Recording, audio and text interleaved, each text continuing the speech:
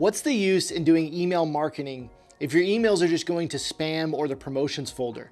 Let's talk about how to avoid that.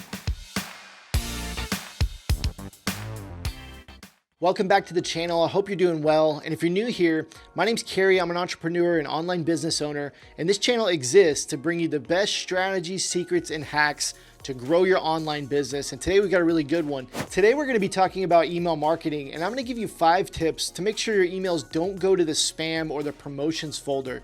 You know, the first key to being successful with email marketing is you got to get in the inbox, right? So today I'm going to teach you how to avoid that. Tip number 1 is to use little or no emojis in your subject lines. I know it can be super tempting to put like all the fire emojis or like 100% or a rocket ship, but that automatically tells Gmail and Hotmail and Yahoo and these email providers that you're a company trying to sell something and it could possibly be spam. I do use emojis in my subject lines, but I usually don't use more than one, and I use them very sparingly. So definitely not every subject line. You don't want to just use them every single time you send an email. So avoid the emojis. If you use them, limit it to 1.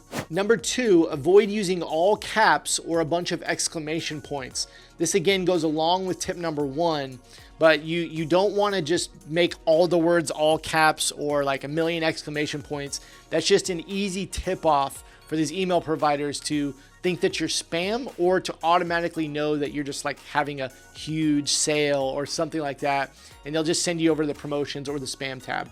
Number 3, don't use spammy words like free, money, sale, exclusive. All these like big kind of markety words that we are tempted to use, again, are just easy tip-offs for these email providers to send you to the spam folder. So their algorithms are really great at detecting, you know, all these different things in these subject lines. So you just got to be careful. Again, I do use these sometimes. I do use the word free in a lot of my subject lines, but you have to use them sparingly. You can't have every email with like 5 fire emojis, a bunch of exclamation points, and like huge sale, free, you know, those kind of things. So I know it's tempting, and I know you think that it'll get attention, but try your best to do it infrequently or not do it at all. And going along with that, with this tip, I'm really not just talking about the subject line. This goes for your emails too. You know, Gmail and these email providers they know what's in your email. They're not just looking at the subject line. Their algorithms are looking at the entire email. So the more that you have these words in your emails, the more that you will end up in the spam or promotions folder. Hey, if you're enjoying this video, would you mind liking it? It really helps us in the YouTube algorithm. YouTube will push us out to more people. We can reach more people and help more people with this content if you just leave a like. Also, down in the comments section, I want to know, what's your best email subject line? I think it'd be cool for other people to see some really successful subject lines. And that's just going to help us all out as a community kind of learn and grow by being able to take some tips from your best subject line. Also, make sure you subscribe. We are putting out new videos every Tuesday and every Friday. It's really cool. Lots of good stuff coming up. So make sure you subscribe. All right, back to the tips. Tip number 4 is to make your subject lines conversational. We've kind of covered what not to do. Now I want to talk to you about what you should do in your subject lines. And that's make your subject lines feel like it's just a conversation between you and a buddy. Like I'm just sending you a personal email. You know, pretty much every email marketing platform, whether you're using MailChimp, ConvertKit, Klaviyo, OmniSend, any of these email platforms, you're going to be able to add the first name tag into the subject line. Not only is this a great way to get attention by adding the person's first name, but it's also a great way to just make it feel personal. If I sent you an email and it just said, "Hey John, did you see this?" And maybe it was all lowercase except for your name. You know, it wasn't a bunch of uppercase words. It wasn't a bunch of spammy possibly words. It didn't have emojis. If you think about just having a conversation with somebody, that's the best way to craft those subject lines that always get into the inbox. Just think about if you were sending a family member, a friend an email, what would you say? So that's kind of on the opposite end of the spectrum, right? Stop thinking about, you know, the subject lines that are like huge sale ends this week, all caps, fire emojis. Start thinking about the subject lines that you would just send to a friend or maybe in a text message, right? And to add along to that, you know, doing like all lowercase is a great way to do that, to make it feel personal. Also, I love doing subject lines that are just one word. Some of my best subject lines have just been ones that are like tomorrow, period. And that's it, right? And maybe a sale's ending tomorrow, or maybe there's a huge sale tomorrow. But instead of saying huge sale tomorrow, you can just say tomorrow, and it becomes really intriguing. And there's that curiosity factor. So people want to open that email and they got to find out like, oh my gosh, what is tomorrow?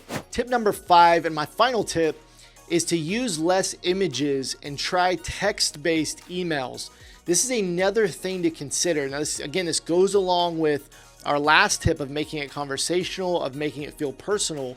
And think about if you were sending an email to a friend or a family member, you probably wouldn't include pictures in that email unless it was needed.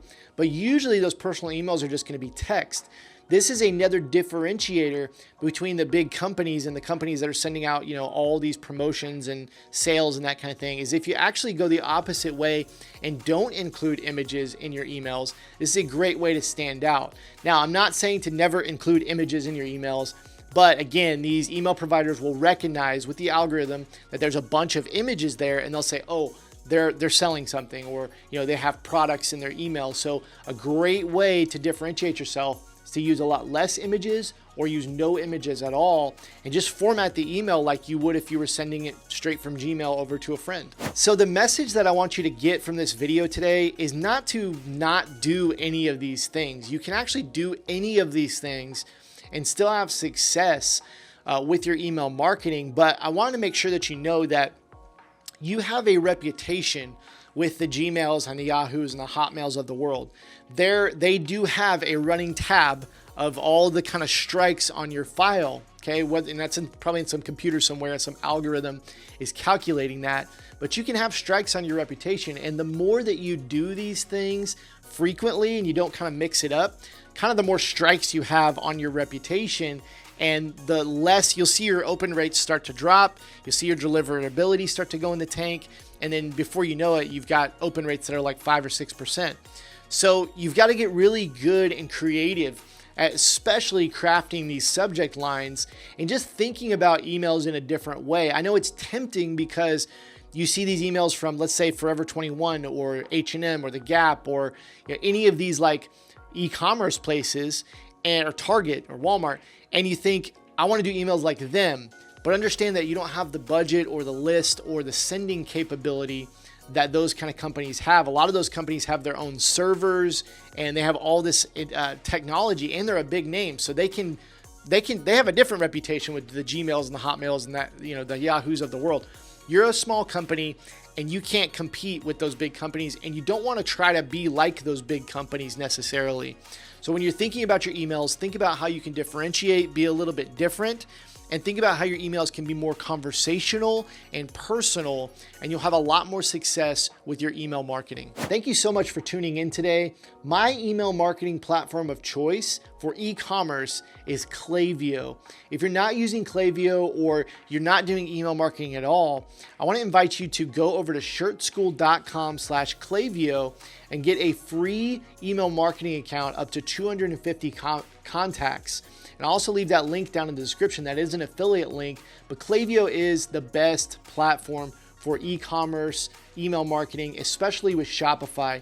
It integrates with Shopify with just a few clicks. There are built-in, pre-made automations and emails for you to use to make more sales. And I really believe it's just the best platform. I've been using it for multiple years. So again, I want to invite you to go over to shirtschool.com/Klaviyo, sign up for a free Klaviyo account up to 250 contacts, or if you're using another platform, consider switching over to Klaviyo. If you're not satisfied with your experience, or maybe you want to save some money, go check out the pricing, go check out if it's a good fit for you, shirtschool.com/Klaviyo, and we'll see you on Friday.